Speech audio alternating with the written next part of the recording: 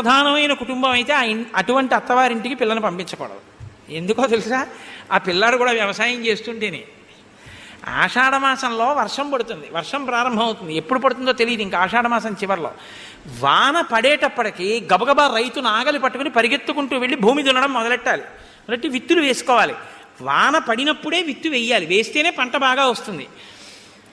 కొత్తగా పెళ్ళైన దంపతులు అనుకోండి, బయట వర్షం మొదలైతే వీళ్ళు మరింత సంతోషంగా లోపల ఉండిపోయారనుకోండి, ఇంటి యజమాని ఏం చేస్తాడు? వాడంటే లేవలేదు, నాకు తప్పదు కదా, నాగలి ఇలా అయ్యని భుజాన్ని వేసుకుని ఆయన ఎడతాడు పొలానికి.